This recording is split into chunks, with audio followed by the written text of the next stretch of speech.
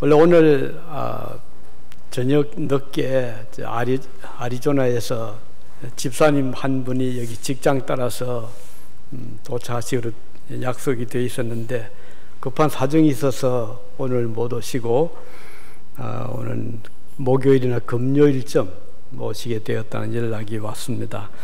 그 방을 찾고 있던 분인데 마침 미국의 어느 그 연세 드신 할머니 댁에서 방을 제공을 하겠다고 해서 일단 오시면 우리 10일가에 한 열흘쯤 계시다가 들어갈 수 있을 것 같습니다.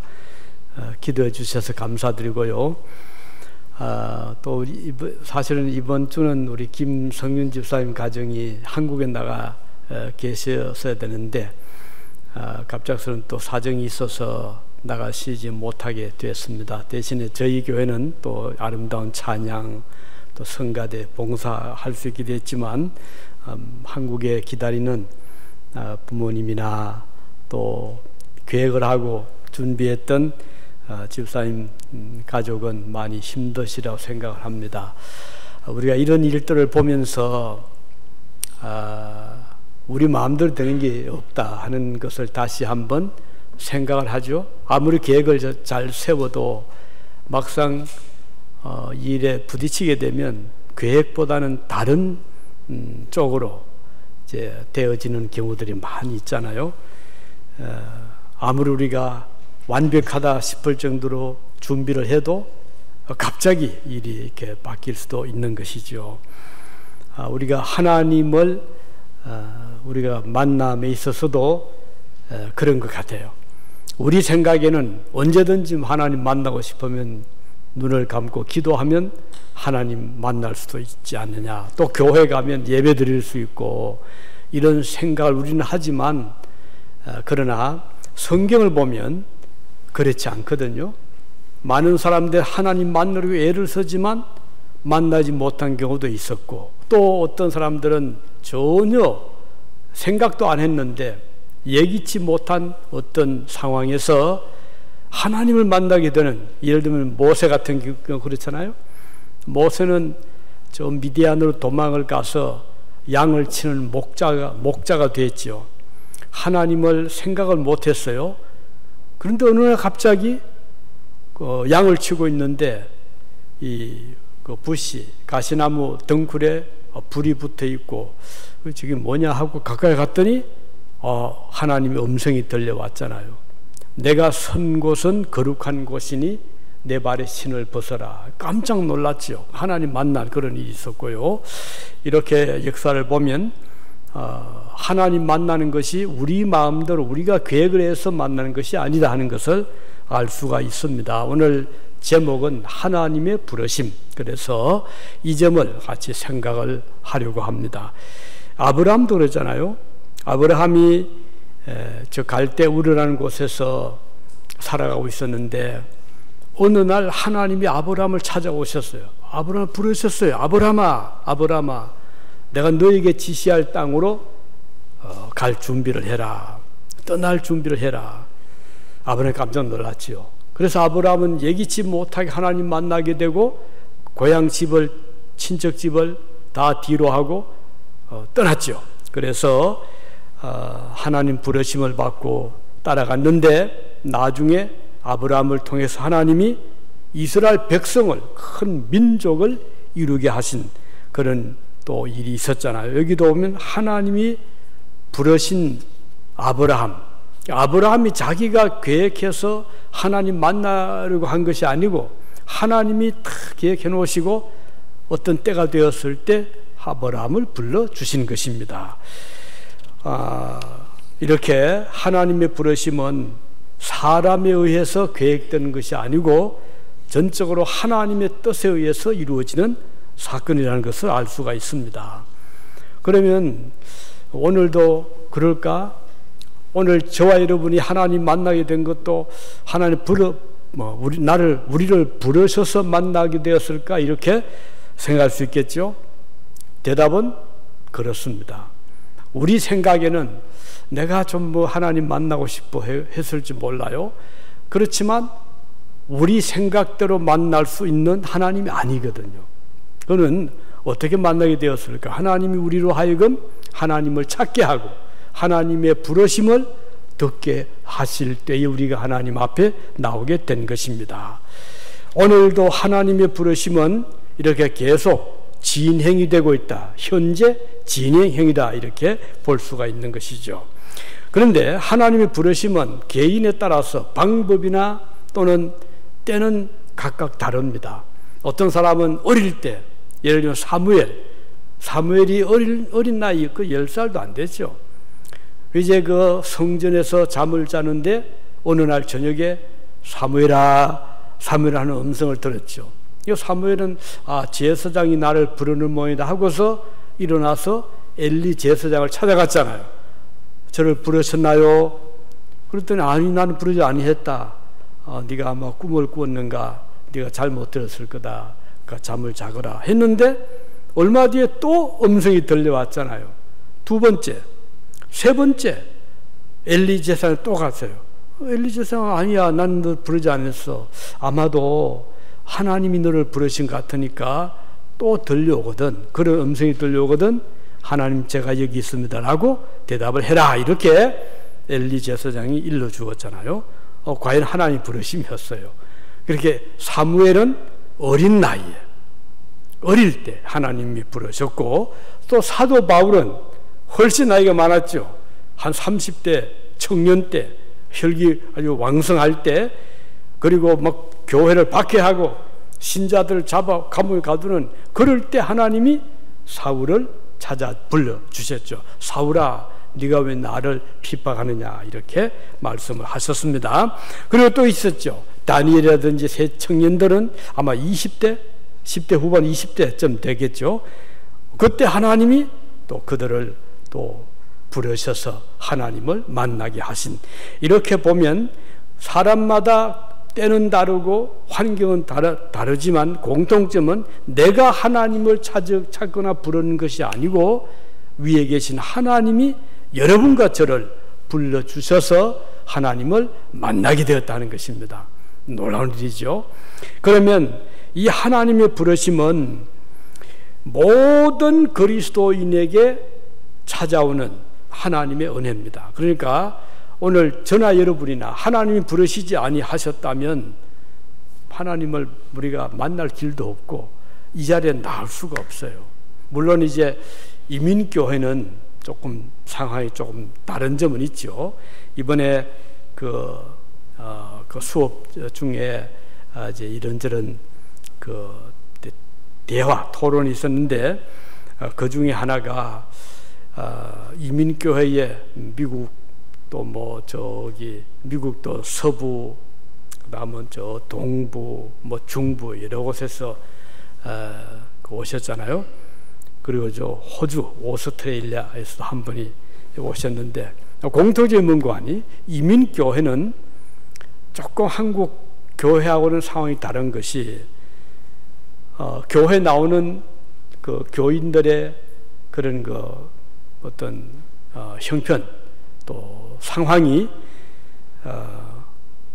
꼭 하나님을 만나고 싶어 하나님을 찾아 나오는 분도 있지만 그렇지 못하고 그냥 친척 따라 아니면 친구 따라 또는 사업상 또는 좀 개인적인 그런 외로움 등으로 인해서 교회, 그러니까 하나의 교제 차원, 소셜리즘, 하나의 그 프렌십으로 나오는 분들이 생각보다는 많이 있더라. 이게 공통적인 모두 목사님들의 그런 의견들이었어요.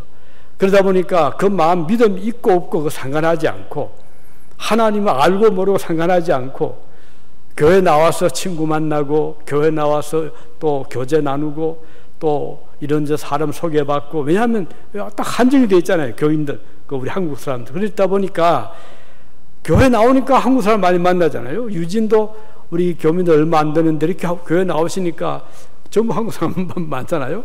그러니까 제일 쉽게 그리고 편하게 또 아주 따뜻하게 만날 수 있는 곳이 교회다. 이렇게 해서 이제 교회를 찾아오는, 그러다 이제 그 중에 어떤 분들은 말씀을 듣고 성경을 읽고 듣고 또 찬양을 같이 부르면서 하나님의 성령께서 불러주시는 경우도 있다는 것이죠. 그러니까 우리는 어떤 이유로 교회를 찾아왔든 이 자리에 나왔든 우리는 그분들의 하나님과의 만남은 하나님이 하실 일이니까 우리가 할 일은 이분들을 따뜻하게 웰컴하고 또 우리가 섬기고 보살피면 우리 할 일을 하는 것이다 하는 것이 이민교회가 가지고 있는 하나의 과제인데, 여기에 이제 단점도 있죠.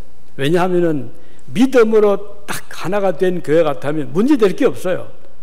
다 지금 마음이 통하고 벌써 한마디 하면 그것은 이런 이유 때문에 하나님의 뜻을 위해서 이렇게 다 통한 것이 있는데, 믿음과 전혀 상관없는 이런 자들 그냥 우정, 프렌십 아니면 이런저런 사정으로 교회를 나오다 보니까 여러 가지 이제 거기에 좀 생각의 차이가 폭이 크다는 거죠. 그런 단점도 있긴 하지만 어떻든 중요한 것은 하나님의 부르심이 우리 참된 성도라면 반드시 임하게 된다는 것입니다. 그래서 우리 예수님께서 하신 말씀 중에 양에 대한 말씀 있잖아요. 양우리의 그 양들을 모으는데 요한복음 10장 16절에 보면 이런 말씀 나와요. 내가 이 우리에 들지 아니한 다른 양들이 내게 있어 내가 인도하여 할 테이니 저희도 내 음성을 듣고 한 무리가 되어 한 목자에게 있으리라. 저희도 내 소리를 듣고 내 음성을 듣고, 이거 부르심이잖아요. 예수님이 목자가 양을 부르듯이 여러분 한 사람 한 사람을 우리 예수님이 불러서 이 자리에 오게 하셨다, 이렇게 볼 수가 있는 것입니다. 그런데 어떤 경우는 이제 아직 부름을 받지 못한 양은 주님이 양인데 우리 밖에 있는 양들이 있죠. 이들이 바로 우리의 전도의 대상이고, 우리는 그들을 전도하면 그 영혼을 불러주는 분은 우리가 아니고 하나님이 부르신다는 뜻이 되겠습니다.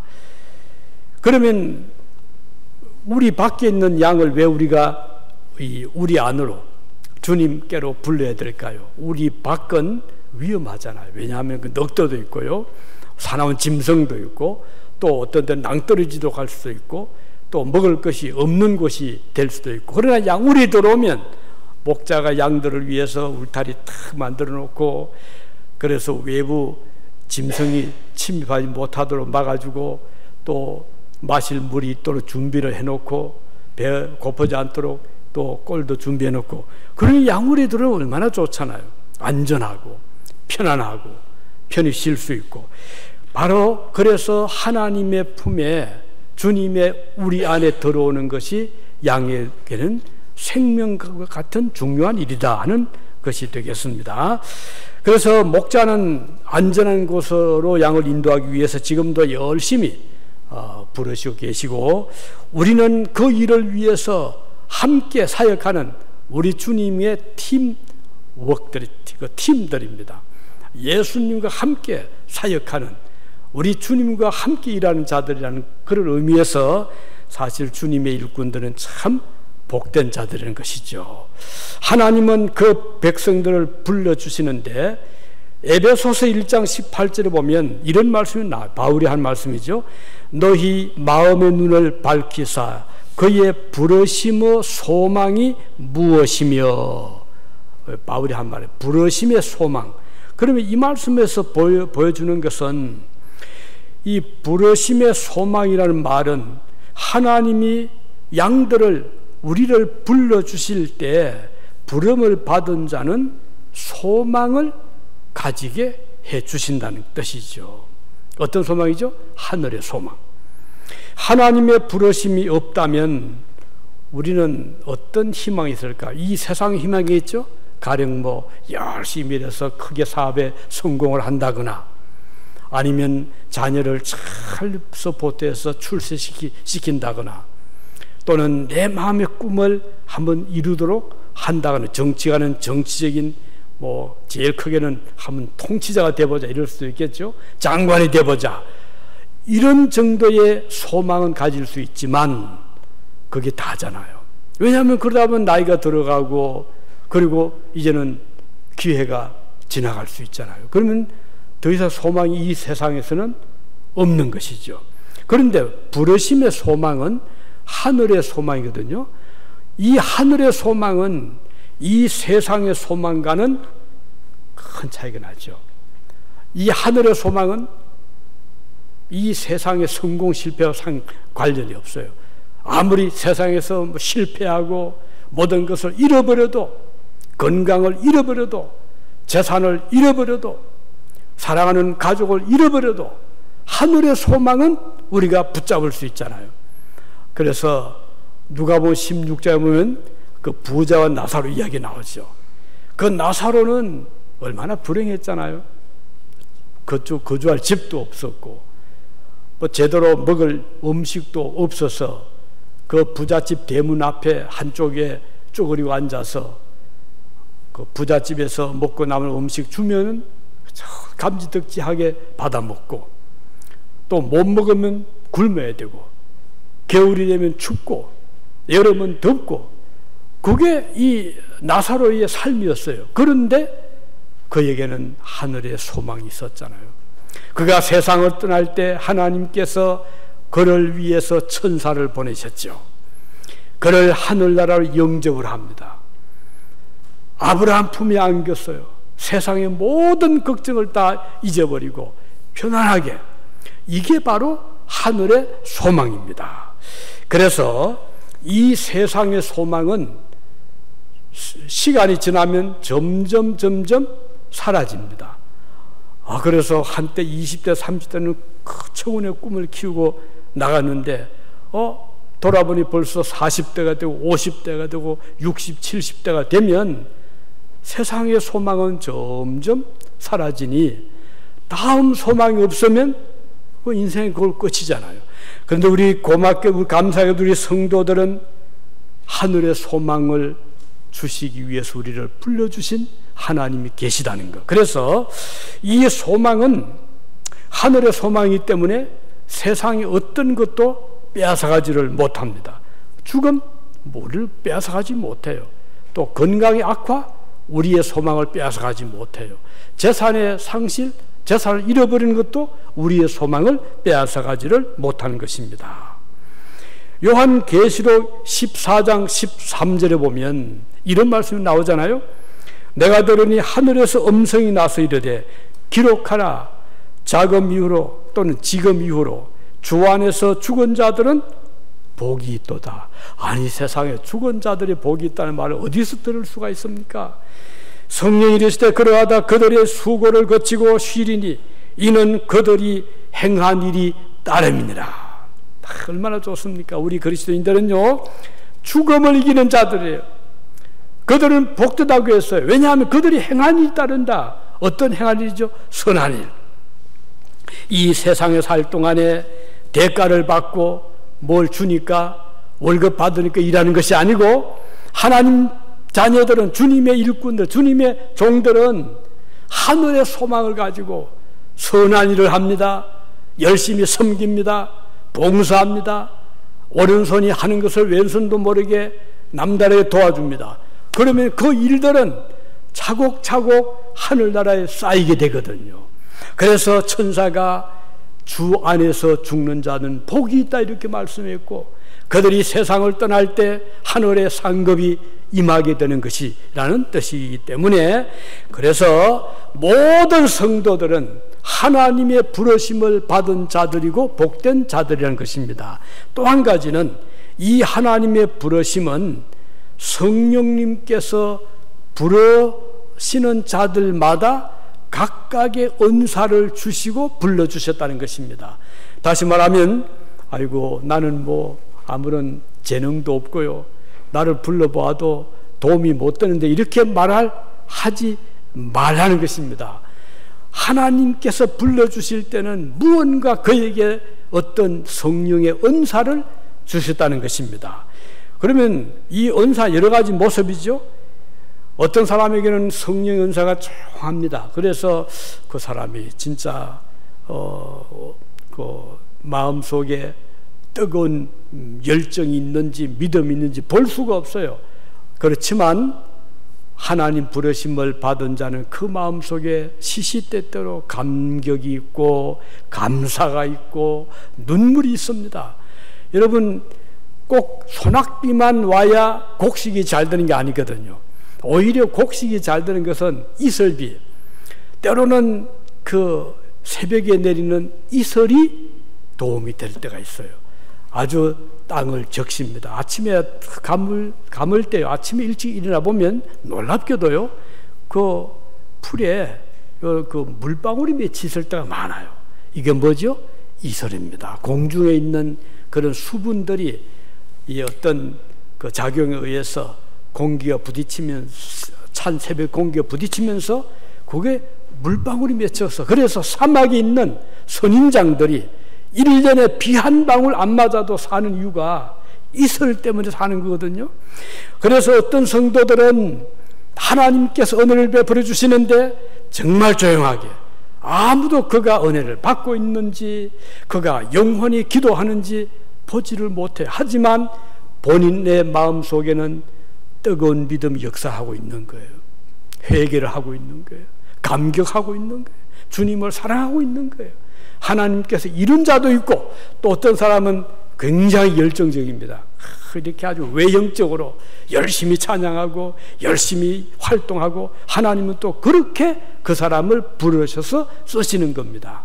어떻든 우리는 어떤 모양으로 하나님 은사를 베풀어 주시든 각각의 성격 따라, 성품 따라, 환경 따라서, 나이 따라서, 남녀노소 각각 그에게 적절한 은혜를 주시기 때문에 우리는 서로 존중하는 거예요.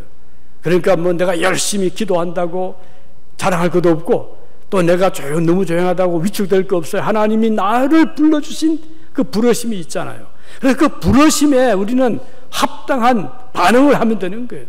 나의 그 성품대로, 나의 어떤 취미대로, 취향대로, 나는 이 일을 좋아하니까 찬양을 좋아하면 찬양을 좋아하는 대로, 아니면 나는 섬김을 좋아하는 대로 각각의 하나님 맡기신 부르심에 따라서 일을 하면 되는 것인데, 우리 하나님은 이렇게 부르실 때 각 사람에게 다양한 은사를 통해서 불러주셨다는 것입니다.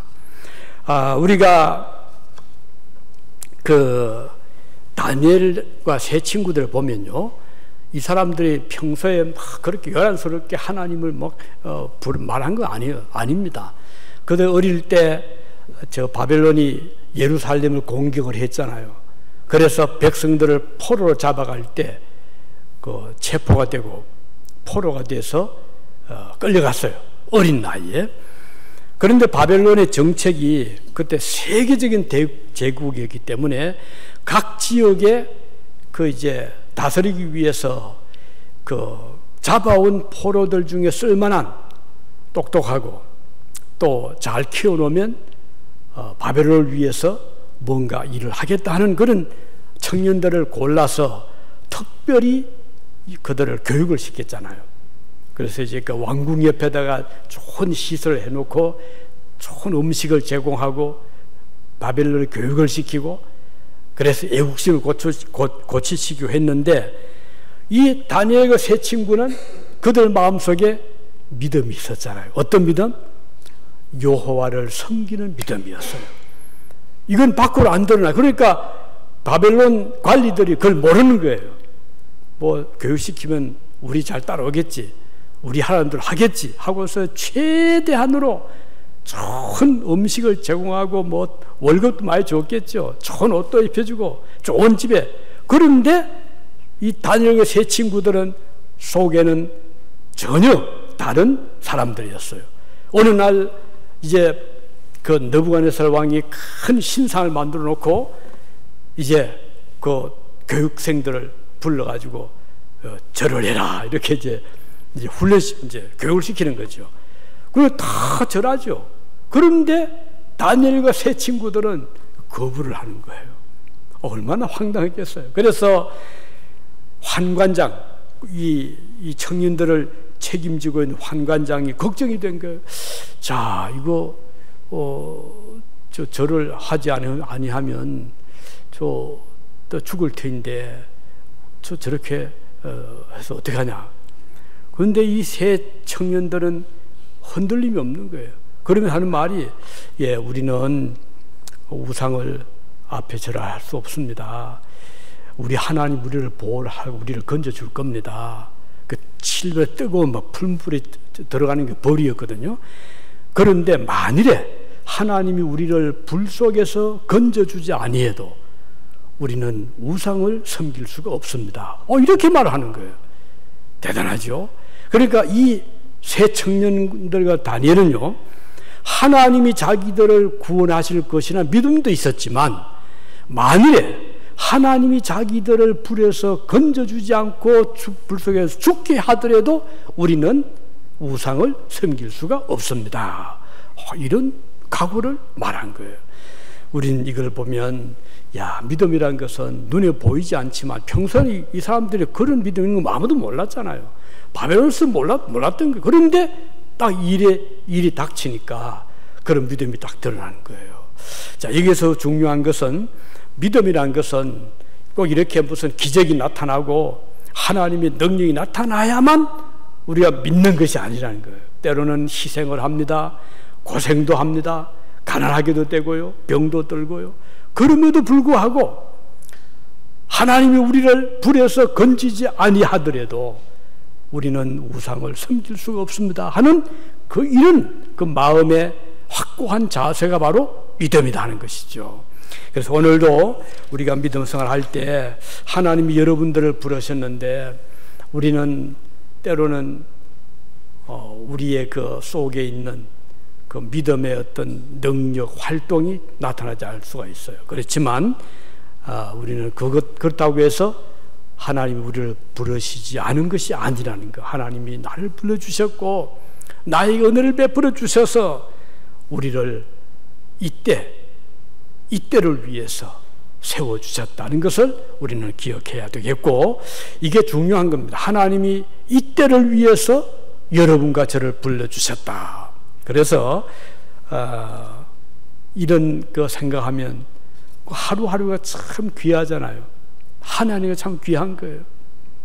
그래서 하나님 앞에 점점 더 은혜를 감사하게 되고 가까이 가게 될 수가 있는 것이죠. 마지막으로 이 하나님의 부르심은 섬김의 사역을 가능하게 하는 부르심이다. 하나님 부르심은 반드시 효력이 나타나는 것, 부르심이죠. 이 효력은 하나님의 능력으로 나타나는 은사의 사역입니다. 하나님의 부르심을 받은 그리스도인들은 반드시 각각에게 주신 재능을 은사로 사용할 수 있게 하시는 것입니다. 그러니까 한 사람도, 부름을 받은 사람은 쓸모없이 부른 사람이 없다는 거예요. 다 각각 그 쓸모가 있어 불러주신 것입니다. 여러분, 어떤 농가에 아니면 회사에 가면 우리가 모르는 그런 기구들이 많이 있잖아요. 이건 뭐에 필요하지? 어떻게 보면 그냥 아무 쓸모없는 것 같은 그런 기구들이 회사에도 있고 농장에 가면 농부들 쓰고 있습니다. 그런데 어떤 때는 줄도 있고 곡괭이 같은 것도 있고 모르는 것도 많이 있는데, 그러나 그 주인은 압니다. 이건 언제 필요하고 이건 어디에 필요하고 다 각각의 필요가 있는 것이죠. 하나님께서 우리를 불러주실 때 어떤 경우는 내가 어디에 쓰임 받을 수가 있을까? 나는 아무리 봐도 하나님께서 쓰실 만한 그릇이 못 되는데, 그릇이 크지도 않고 별로 아름답지도 못하고, 그럼에도 불구하고 하나님께서 불러주셨거든요. 그러면 적재적소란 말이 있죠. 꼭 필요할 때 사용을 하는 것입니다. 그래서 하나님이 잘 쓰게 하세요. 어떤 유튜브에 한번 봤더니 어떤 농부가 밭을 가꾸는데 일항과 일항 사이 거기에 풀이 많이 나잖아요. 근데 그걸 아주 쉽게 제거하더라고요. 그런데 그 제거하는 기구를 보니 이 농부가 직접 이렇게 만든 거예요. 근데 그 만든 그 재료들이 보니까 집에 아이가 어릴 때 타던 그 자전거 이 바퀴 있죠. 그거를 이렇게 빼가지고 거기다가 뭐 붙였는데 이런 미니까 그냥 잡초가 막 이렇게 그 제초가 되더라고요. 풀이 뭐 그냥 없어지더라고요. 그러면서 그 농부하는 얘기가 집에 쓰던 아이 쓰던 자전거 절대 버리지 마세요 그러더라고요. 보세요. 그 농부는 쓸모없는 것처럼 보이던 어릴 때 자기 아이가 타다 버린 그 자전거 바퀴도 이렇게 조금만 손을 보니까 아주 유용한 농기구가 되도록 했더라고요.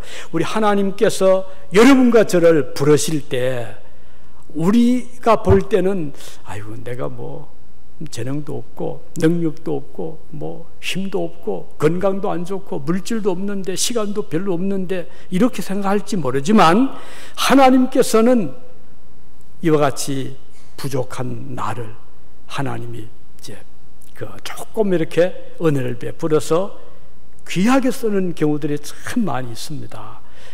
보세요. 박해하던 사울을 하나님이 딱 고치니까 위대한 바울이 되었잖아요.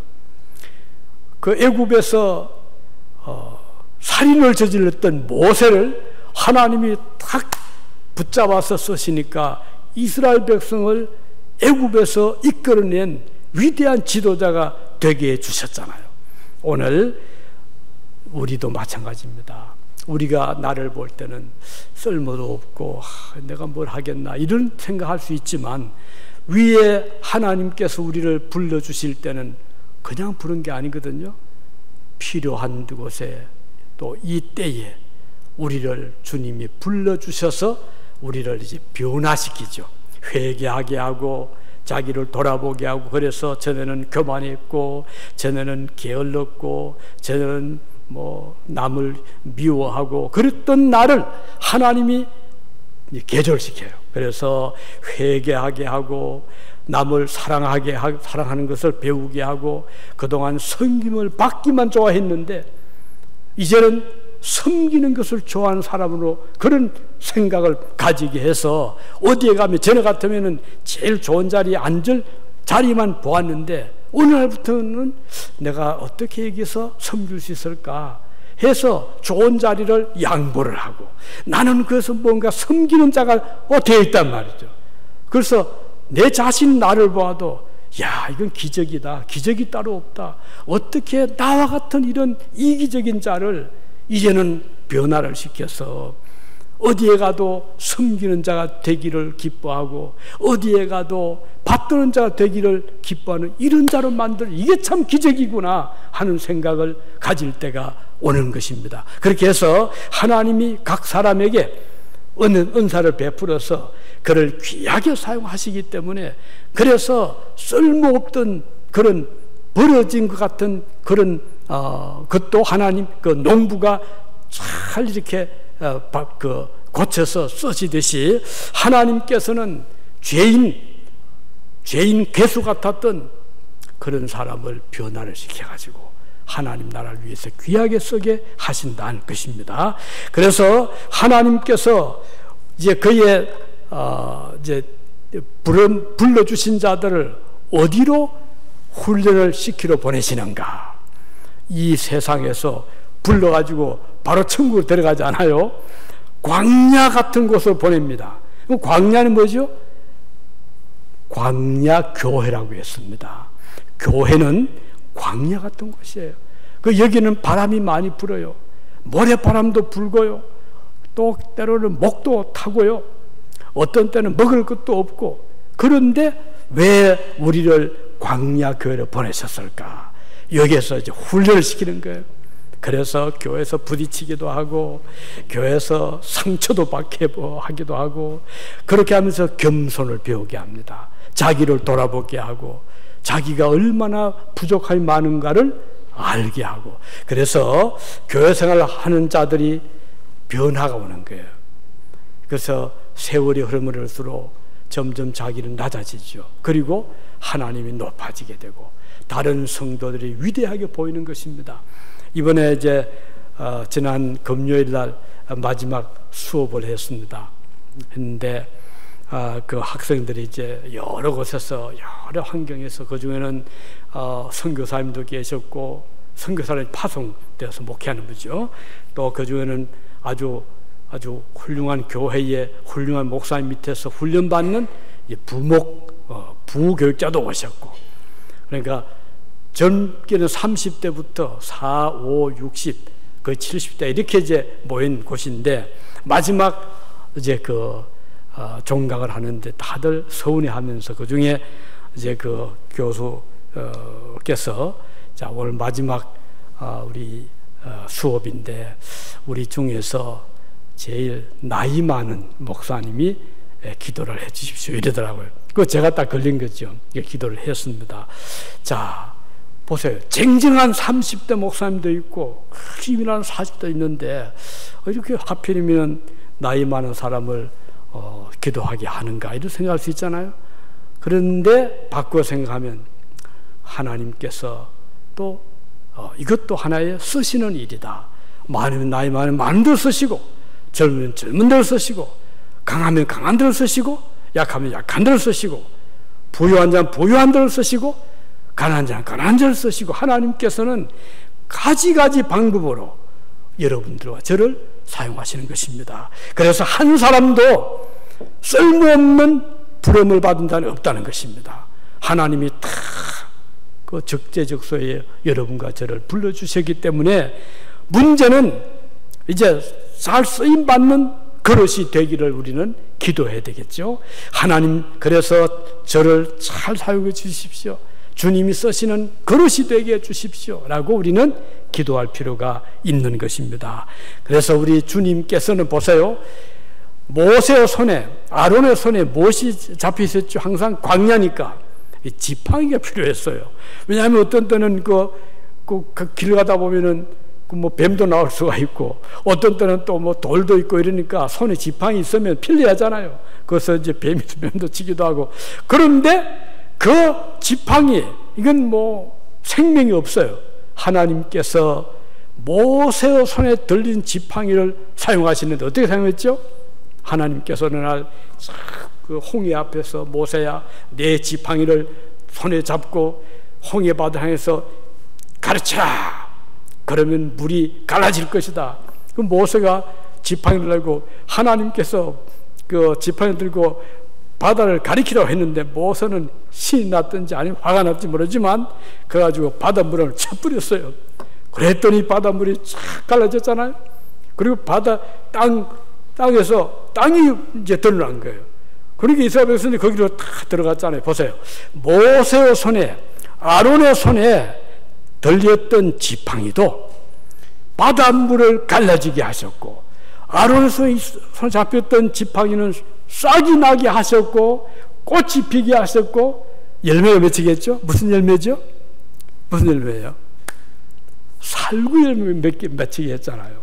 이걸 보면 오늘 우리가 아무리 부족해도, 저도 마찬가지고 여러분도 그랬고 부족하다고 생각할지 모르지만 하나님께서 보실 때는 귀한 존재들이에요. 그래서 하나님의 부르심을 우리가 잘 받아들이고 그 부르심에 합당한 자로 살면 우리에게 위대한 능력이 오늘도 나타날 수 있다. 그래서 우리 중앙교회 성도들이 어디에 가도 하나님께서 귀하게 쓰시는 일꾼들이 될 수가 있는 거예요. 그래서 우리가 천국 가기 전에 열심히 쓰임받는 자가 돼서 주님 앞에 설 때 칭찬 듣고 하늘에 상급받는 이런 자들이 되시기를 바라는 것입니다. 우리가 이 세상의 소망은요, 세월이 흐를수록 점점 사그러들어요. 점점 약화되고 말아요. 그 많은 가지고 있던 명성, 명예, 세월 흐르면 다 사라집니다. 권력 사라집니다. 금력, 그것도 다 두고 가야 돼요. 그러면 우리가 소망이 뭔가요? 하늘에 쌓아둔 거잖아요. 하늘에 많은 것을 쌓아두셔서 우리 주님 앞에 세월이 흐르면흐를수록 점점 더 빛이 나고, 그리고 더 우리 영혼이 밝아지고 소망스러워지는 이런 하나님의 부름받은 백성들이 되시기를 바랍니다. 기도하시겠습니다.